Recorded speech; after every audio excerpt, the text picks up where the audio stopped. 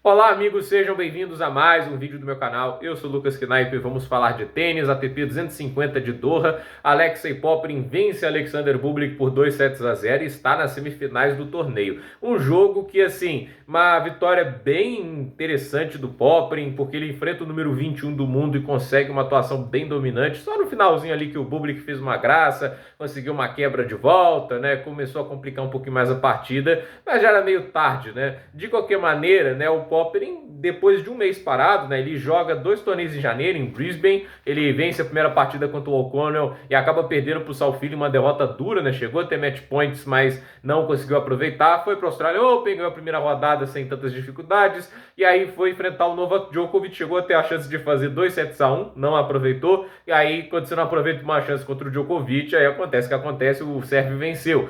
E assim, desde então, ele não jogou até Doha, né, tipo, teve Montpellier, teve Roterdã, teve bons torneios pós o Australian Open e ele resolveu apenas voltar em Doha, um mês parado. Óbvio, você chega fisicamente melhor, mais inteiro, descansado, mas você chega sem ritmo de jogo. A gente viu a Sabalenka também fez um hiato grande desde o Australian Open, caiu na estreia. Então, assim, ela obviamente pagou o preço por estar sem ritmo de jogo. O Popyrin quase pagou isso na primeira rodada, né? Porque ele enfrenta lá o Abdul Sheibalá, que é o tenista jordaniano que é bom, ele mostrou bastante qualidade. Chegou a estar quebra-atrás no último set, mas ele conseguiu dar a volta por cima, vencendo os últimos 4 games. Aí contra o Grenier, 2 primeiros sets duros no tie-break. O primeiro Popyrin consegue a vitória, chegou a ter match point no segundo, mas não aproveitou. Mas mostrou mais força mental do que tinha antes, né? Porque fez um terceiro set muito bom, vencendo por um 6-1. E agora enfrentando o Bublik, que teoricamente deveria ser o oponente mais difícil, já mostrando mais ritmo de jogo, né? Entendendo mais o ritmo da quadra e da bola, duplo 6-4. Mas o Bublik é o cara também que a gente tem que falar nesse vídeo, porque ele é um tenista que joga de uma maneira muito despretensiosa e uma maneira muito instintiva, né? Muito pelo instinto dele, do que ele acha melhor. E assim, não há planejamento tático, não há um padrão no jogo do Bublik, o que às vezes é difícil, né, de jogar contra ele, porque você não sabe o que ele vai fazer, ele é imprevisível, e ele tem um jogo de mão tão rápido que você não consegue perceber se ele vai para uma curta, se ele vai para um golpe mais profundo. Então esse jogo do Bublik é difícil, né, tipo, não é fácil jogar contra o cidadão, mas a verdade é que, assim, o Popyrin apostou nos pontos fortes dele, tentou ser agressivo e conseguiu fazer funcionar, né? Tipo, e há de se ressaltar coisas que melhoram com o jogo, né? E a gente vê aí a vontade do tenista em sanar esses pontos fracos, que eu acho que é uma coisa que pra mim falta no Tsitsipas, ao meu ver, quando ele tem um backhand muito problemático e não muda quase nada nos últimos anos, né? Mas o Popyrin, ele teve um dos piores backhands do Tour há pouco tempo atrás e hoje o backhand dele tá melhor. Deixou de ser uma fraqueza tão exposta, ele consegue bater mais golpes com o backhand, tá conseguindo mudar a direção melhor. E a gente vê isso até no comportamento de devolução dele. Ele se tornou um devolvedor melhor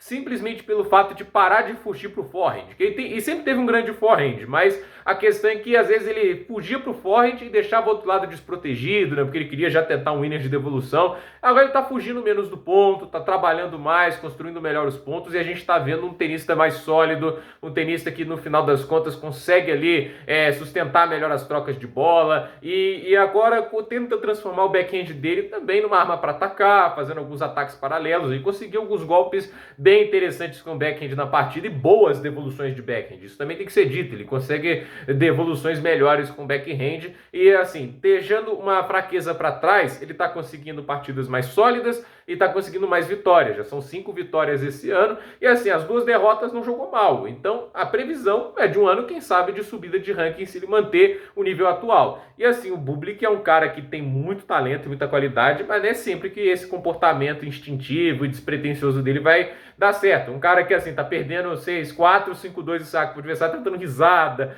tá tentando fazer uma devolução quase na linha de saque, né? Tipo, que ele devolveu dentro da quadra no breakpoint, deu certo no final, ele quebrou o saque, né? Mas é um cara que leva o tênis um pouco a sério, né? Eu não sei, assim, muita gente vai criticar o Bublik pela maneira e a postura dele, né? Mas a verdade é que, assim, essa maneira que ele leva o tênis coloca ele como número 21. Mas se ele levasse mais a sério ainda, se ele trabalhasse o tênis de uma maneira muito focada, entende? Até onde esse cara poderia chegar? Ele tem mais talento que muita gente no Tour, mas a verdade é que, assim, esse jeito dele pode permitir títulos como foi o ATP 500 de Halle, mas no jogo de hoje não funcionou. E assim, não é a primeira vez que não funciona contra o Popyrin, mesmo quando ele era um tenista mais assim cru, como era em 2021, se enfrentaram na final em Singapura e o australiano levou a melhor também. Então assim, contra o Popyrin isso não está funcionando e eu acredito que tem horas que ele vai precisar colocar um planejamento tático no jogo dele, né? Não dá para ficar apenas da maneira instintiva, agora eu vou fazer deixada, agora eu vou fazer um slice mais profundo, agora eu vou fazer pancada, agora eu vou sacar por baixo. Não pode ficar só nisso, né? Eu acho que o Bublik vai conseguir algumas vitórias bacanas, vai conseguir umas campanhas legais,